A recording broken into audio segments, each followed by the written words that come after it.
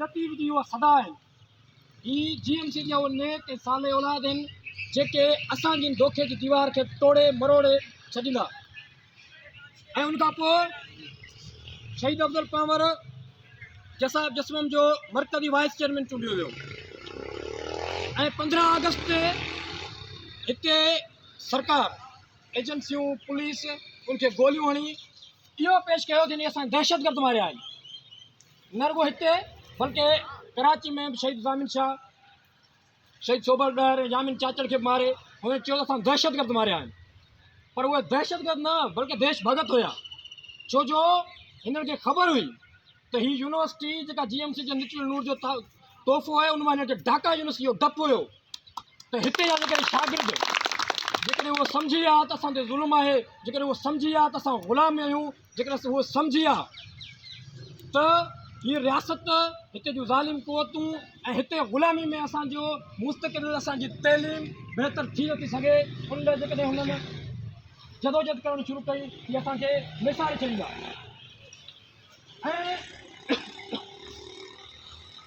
इहो तासीर कोन छॾियो वेंदो आहे त कामरेड जेके आहिनि पढ़नि कोन था, क्लास था वठनि, त तव्हांखे इहो ॿुधाईंदो हलां त बाइकाट कल्चर जो बाइकाट शहीद अफ़ज़ल पावर कयो, बाइकाट कल्चर जो बाइकाट जसाब कयो, काफ़ी मफ़रूज़ा इहे जोड़िया था वञनि आहे दहशतगर्द। हींअर बि शागिर्द यूनियन बहाल थी थिए, नौजवान जा LMC अकाउंट बंदि था थियनि, एकता ॾियारो मल्हायूं था, अणसिधी तरह रियासत एकता ॾियारे ते सिंध जी सक़ाफ़त ते पाबंदी थी आणे। ऐं उनखां पोइ हाणे शागिर्द यूनियन जी बहाल थियण खां पोइ इहो हातम तयारो किथो आहे, हातम तयारो जी सख़ावत त कनि था, पर शागिर्द यूनियन बहाल करे शागिर्द सियासत ते पाबंदी था मुड़नि। असां ॿुधाइण था चाहियूं कि शागिर्द यूनियन शागिर्द सियासत खां सवाइ कंहिं बि कम जी कोन्हे। दुनिया जे ॿाहिरि मुल्कनि में शागिर्द सियासत खे न रुगो क़बूल थो कयो वञे बल्कि उन्हनि जी उपाउ वरिता वञनि था हुकूमत जी सतह ते। पर असां इहो बि सम्झूं था त उहे आज़ादु मुल्क आहिनि ऐं ग़ुलाम मुल्क में ग़ुलाम क़ौम ग़ुलाम शागिर्द ग़ुलाम क़ौम जे अंदरि जेका शागिर्द सियासत उहा अलॻि थींदी आहे। पर अॼु जा नौजवान जेके तव्हां हिते वेठा आहियो, तव्हां बिल्कुलु लतीफ़ जो पढ़ायो आहियो त अॻियां अॼु वटि पॉइंट सिर्फ़ु संभाया ऐं मूंखे यकीन आहे त हिते सभु जेके पाण सभु वेठा आहियूं सभु असां अफ़ज़ल पावर थी ॾेखारींदासीं, सभु असां आसिफ़ पावर थी ॾेखारींदासीं। असां न रुगो बहितर सियासत बहितर तइलीम बल्कि पंहिंजे मुल्क जे पंहिंजे वतन जी सरहद जी बि हिफ़ाज़त करणु ॼाणूं था। शहीद अफ़ज़ल पावर जी शहादत में हिकिड़ो ॿियो सबक़ु मिलियो, इहो हो त ग़ुलाम क़ौम जो शागिर्द सिर्फ़ु ब्यूरोक्रेट थियण लाइ पैदा न थियो, हू सिर्फ़ु नौकरी वठी नौकर थियण लाइ पैदा न थियो, बल्कि ग़ुलाम क़ौम जो शागिर्द या त विढ़े या त मरे। जेकॾहिं हू ग़ुलाम आहे, जेकॾहिं पंहिंजी आज़ादी लाइ नथो विढ़े, जेकॾहिं हू पंहिंजी ग़ुलाम क़ौम खे ॾिसी 17 ग्रेड जी ऑफिसर थी थो वञे त उहो उनजो को सुनहरो मुस्तक़बिल इहो न आहे, उनजो इहो वड़ न आहे। अनफिरादी ज़िंदगी ग़ुलाम क़ौमनि जी थींदी ई कान्हे, आसाइशूं ग़ुलाम क़ौमनि में न आहिनि थींदियूं। ऐं शहीद अफ़ज़ल पावर इहो ॼातो हो ऐं अॼु तव्हां बि इहो ॼाता आहियो, ॼाणे चुका आहियो त ग़ुलाम क़ौमनि जी जेके शागिर्द आहिनि उन्हनि खे बहितर सियासत करणी पवंदी बहितर तइलीम लाइ।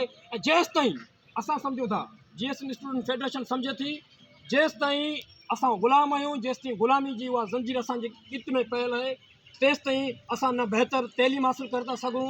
छो जो हींअर बि ॾिसंदो तव्हां सिंध यूनिवर्सिटी में कहिड़ा इंजीनियर पैदा थिया आहिनि, असांजी ॿोली यरगमाल बणियल आहे, असांजो पाणी यरगमाल बणियल आहे, असांजी त इहे सम्झो ज़हन बि असांजा हिन वटि ग़ुलाम आहिनि, असांजे ज़हननि खे मफ़लूज कयो थो वञे ऐं असां उन्हनि सभिनी जे ख़िलाफ़ु विढ़ंदासीं, असां उन्हनि सभिनी जे ख़िलाफ़ु मज़ामत कंदासीं, असां कलम सां मज़ामत कंदासीं।